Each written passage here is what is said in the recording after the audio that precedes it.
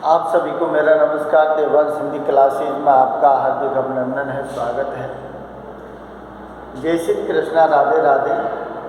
देखिए, आपका टॉपिक जो चल रहा था आपके हिंदी साहित्य सेकंड सेमेस्टर, जिसमें आपकी कहानी की बुक है और एक उपन्यास है। लेकिन पहले अपनी कहानी चल रही है, बीच बीच में चाहेंगे तो उपन्यास भी पढ़ा दूँगा, लेकिन अभी आपकी कहानी है। तो कहानी आपके अभी उसने कहा था फूस के रात, और तीसरी कहानी आपकी कौन सी है? यशपाल जी की है, जो पर्दा है, जो लिखी है उन्होंने। तो देखिए, तो पर्दा कहानी को पढ़ने से पहले क्या है, यशपाल जी का थोड़ा सा लेखक परिचय है, तो उसको थोड़ा सा देख लेते हैं। तो देखिए, यशपाल जी का जो दिया है जन्म, वो जन्म कितना दिखाया है? 1903। क्या दिया है? फिरोजपुर छावनी। क्या दिया है? खत्री परिवार। फिरोजपुर छावनी कहाँ है? पंजाब।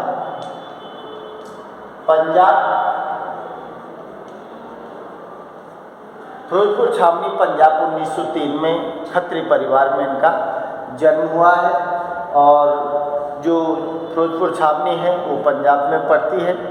और इनकी मृत्यु जो दिखाई है, वो मृत्यु कितनी दिखाई है? मृत्यु जो दिखाई है वो दिखाई है 1976। अब देखिए, जैसे अपन कह सकते हैं कि यशपाल जी क्या है? लेखक हैं, कहानीकार हैं, और क्या है? उपन्यासकार।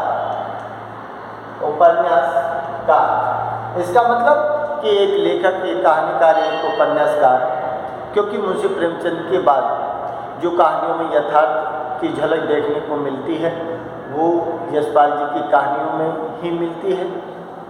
जैसे दिया है कि यशपाल जी के जो माता पिता हैं वो क्या दिए? हीरालाल। उनके पिता जो थे वो कौन है? पिता और माता। पिता कौन है? हीरालाल और प्रेमा देवी। ये दोनों ही कौन थे? ये दोनों ही आर्य समाजी दिखाए। आर्य समाज से बिलोंग करते हैं। और इनकी इच्छा भी थी कि हम यशपाल जी को क्या बनाएं? आर्य समाज के पथ प्रदर्शक के रूप में, जो कि प्रचार प्रसार करके आर्य समाज को आगे बढ़ा सके। तो ये प्रचारक बनाने के उसमें थे। लेकिन कहते हैं कि जो होना है, विधाता को जो करना है वो उसी हिसाब से होता है। तो इनकी जो पढ़ाई लिखाई है, जिसमें क्या दिया है कि कहाँ हुई, जो एक तो क्या दिया है? नेशनल कॉलेज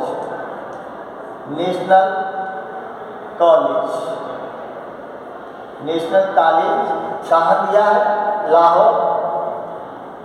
और दूसरा दिया है गुरुकुल कांडी। यहाँ इन्होंने क्या ली है? शिक्षा। यहाँ इन्होंने क्या ली है कि इन्होंने शिक्षा प्राप्त की है, जो कहा कॉलेज लाहौर से, और गुरुकुल कांडी शिक्षा गुरुकुल। तो इनकी जो माता थी, उनके विचार आर्य समाज में पथ प्रदर्शक के रूप में इनको बनाना चाहती थी, इसलिए गुरुकुल कांडी में इनका एडमिशन करवाया। लेकिन वहाँ का जो माहौल और परिवेश जो था, क्योंकि ये दौर कौन सा था? जो हमारे भारत देश में स्वतंत्रता के लिए आंदोलन का संघर्ष चल रहा था, उसी दौर के हैं। तो इनका जो वहाँ का परिवेश, वहाँ का वातावरण जो था वो नहीं जचा, और इन्होंने गुरुकुल कांगड़ी को छोड़ दिया। और उसके बाद में जैसे दिया है कि इनका संपर्क किससे हुआ? लाला लाजपत राय, जो कि लाल बाल पाल गरम दल के नेता थे। तो लाला लाजपत राय पंजाब की हैं, तो पंजाब के लाला लाजपत राय के संपर्क में आए और स्वाधीनता संग्राम आंदोलन में ये इन्होंने भाग लिया। उसके बाद जो भगत सिंह है, चंद्रशेखर आज़ाद है, उसके बाद सुखदेव है, उनके संपर्क में भी ये लोग रहे और फिर इनको कई बार जेल जाना पड़ा। बरेली जेल में इनकी जेल हो गई और वहाँ इनको क्या है, जो नाम था प्रकाशवती की जेल में जो बंदी थी कि प्रकाशवती, उनसे इनके विचार मिले, वहीं बरेली जेल में ही प्रकाशवती से इनकी शादी हो गई। ये कैसे हैं कि हिंदी साहित्य के प्रगतिवादी, जिसे अपन कहते हैं कि हिंदी साहित्य में जो प्रगतिवादी, जो आधुनिक काल, क्योंकि आधुनिक काल के कवि हैं तो आधुनिक काल में प्रगति काव्यधारा के आधार स्तंभ के रूप में इनको जाना जाता है। वैसे मार्क्सवादी विचारधारा, जिसे अपन कहते हैं कि मार्क्सवादी विचारधारा से प्रेरित थे, इसमें इसलिए सामाजिक विषमता और आर्थिक विषमता जो थी उसको मिटाकर ये समानता के पक्ष के रूप में माने जाते हैं। और सामाजिक रूढ़ियाँ हैं और क्या दिया है कि अंधविश्वास, पुरातन जो विचार हैं उनका घोर विरोध था। जो सामाजिक रूढ़ियाँ है, आर्थिक विषमता है, पुरातन विचार है, अंधविश्वास है, ये ऐसी जो चीज़ें थी उनका घोर विरोधी करते थे। इसलिए इन्होंने ज़्यादातर कितने हैं जैसे दिया है कि देखिए, जैसे इन्होंने दिया है कि कहानी संग्रह 16 कहानी संग्रह इनके क्या हुए हैं, प्रकाशित 16 कहानी संग्रह इनके प्रकाशित हुए हैं। लास्ट में 1976 में जब मृत्यु हुई हो, जब इनका 17वां प्रकाशन कहानी का जो कहानी संग्रह है 17वां वो छपा, जिसमें 206 कहानी संकलित बताई जाती हैं। तो इस प्रकार इनकी जो कुछ काव्य रचनाएँ हैं, तो काव्य रचना जो है उसमें देखिए कहानी जो है, कहानी कौन कौन सी इन्होंने लिखी है, क्योंकि अच्छी कहानी या अच्छे उपन्यास लिखे हैं इन्होंने। तो कहानियों में जैसे लिखा है पिंजरे की उड़ान, पिंजरे की उड़ान लिखा है। क्या लिखा है, फूलों का कुर्ता, फूलों का कुर्ता दिया है। तर्क का तूफान, तर्क का तूफान, तर्क का तूफान दिया है। धर्म युद्ध है, धर्म युद्ध है। क्या है, चिनगारी, चिनगारी। और क्या दिया है, ज्ञान दान, ज्ञान दान। ये सब क्या है कि कहानी जो हिंदी साहित्य में बहुत बड़ा स्थान रखती है। क्रांतिकारी जो समय था उसमें ये बराबर साथ दिया है। उसके बाद उन्होंने लिखे उपन्यास। उपन्यास में आपने सुना है दादा कामरेड, पार्टी कामरेड।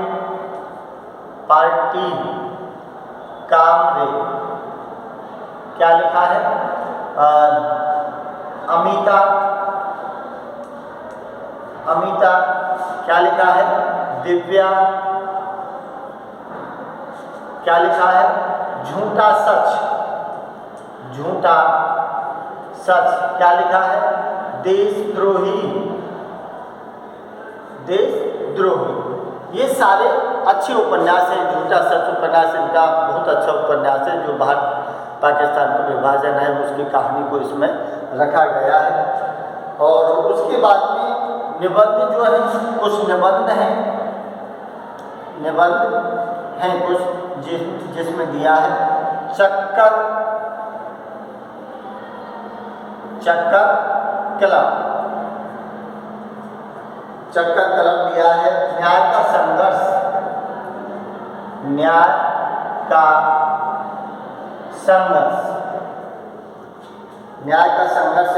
बात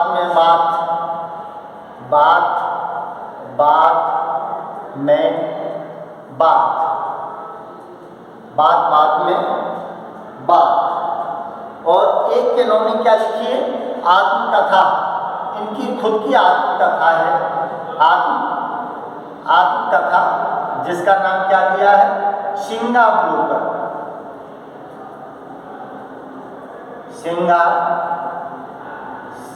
सिंहावलोकन इनकी खुद की आत्मकथा है।